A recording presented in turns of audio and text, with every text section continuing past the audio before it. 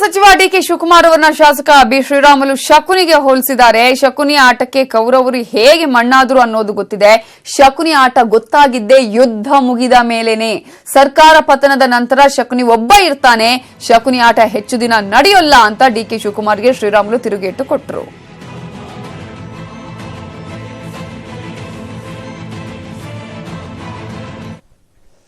ಹಾಗಿದ್ರೆ ನಿನ್ನೆ ಡಿಕೆ ಶಿವಕುಮಾರ್ ಹೇಳಿದ್ದೇನು, ಅದಕ್ಕೆ ಶ್ರೀರಾಮುಲು ಕೊಟ್ಟ ತಿರುಗೇಟೇನು ನೋಡಿ. ಬಿಜೆಪಿ ಎಂಎಲ್ಎ ಸಿಕ್ಕಿದ್ದ ನನ್ನ ಜೊತೆ ಹೋದ ಏನಂತ ಸರ್ 30,000 ಸರ್ ನಮ್ಮ ಯಡಿಯೂರಪ್ಪನವರು ಏನೇನ್ ಮಾಡ್ಬೇಕು ಎಲ್ಲ ಮಾಡ್ಬಿಟ್ಟಿದ್ದಾರೆ ಸರ್, ನೀವು ಏನೇನು ಮಾಡಿ ನಮ್ಮ ಪಾರ್ಟಿಗೆ ಬಂದ್ಬಿಡಿ ಸರ್ ಅಂತ ಅವ್ರ ಹೆಸರು ಹೇಳೋದು ಬೇಡ. ಅವ್ರು ಇಲ್ಲಿ ಎಲೆಕ್ಷನ್ ಮಾಡಕ್ ಬಂದವನು ಎಣಸು ಈಗ ಅಲ್ಲಿಂದ ವಿಧಾನಸಭೆ ಒಳಗಡೆ ಹೋಗೋನೆ, ನೀವು ಬಂದ್ಬಿಡಿ ಸರ್ ಅಂತಿಲ್ಲ. ಆಯ್ತು ಬರ್ತೀನಪ್ಪ, ದೊಡ್ಡವ್ರು ನೀನು ಓಟ್ ಹಾಕ್ಸ್ ನಿಜ, ನೀವು ಗೆಲ್ತಾ ಇದ್ದೀರಾ, ಒಳ್ಳೇದಾಗಲಿ ನಿಮ್ಗೆ, ಆಯ್ತು ಮಾತಾಡೋ ನಡಿ ಅಂತ ಹೇಳಿದೆ. ಇನ್ನೊಂದು ಸಿಕ್ಕಿಲ್ಲ ನನಗೆ, ಅಸೆಂಬ್ಲಿ ಬಂದಾಗ ಸಿಗ್ತಾನೆ, ಅವ್ನಿಗೆ ಹೇಳ್ತೀನಿ ನಾನು. ಅರ್ಥ ಆಯ್ತಾ?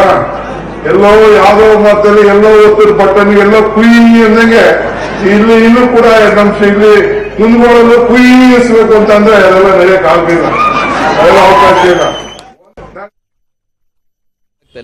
ರೈತರೆಲ್ಲರೂ ಕೂಡ ಬರಗಾಲ ಅಂತ ಹೇಳಿ ತತ್ತರಿಸ್ತಾ ಇದ್ದಾರೆ. ಇವತ್ತು ಕೂಡ ಅಲ್ಲಿ ಜಿಲ್ಲಾ ಮಂತ್ರಿಗಳು ಬರುವಂತ ಸ್ಥಿತಿಯಲ್ಲಿಲ್ಲ.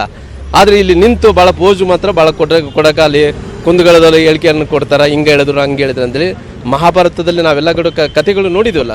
ಕುರುಕ್ಷೇತ್ರ ಯುದ್ಧದಲ್ಲಿ ಶಕುನಿ ಯಾವ ರೀತಿಯಲ್ಲಿ ಕೌರವರನ್ನು ದಿಕ್ತಪ್ಪಿಸಿದ ನಂತರ ಯಾವ ರೀತಿಯಲ್ಲಿ ಕೌರವರೆಲ್ಲರೂ ಕೂಡ ಯುದ್ಧದಲ್ಲಿ ಸೋತೋದ ಮೇಲೆ ನಮ್ಮ ಶಕುನಿ ಮಾವದಿಂದನೇ ಇವತ್ತು ನಾವು ಯುದ್ಧ ಎಲ್ಲ ಕೂಡ ಸೋತಿದ್ವಿ ಅಂತೇಳಿ ಎಲ್ಲ ಮುಗಿದ ನಂತರ ಕೌರವರಿಗೆ ಜ್ಞಾನೋದಯ ಆಗುತ್ತೆ.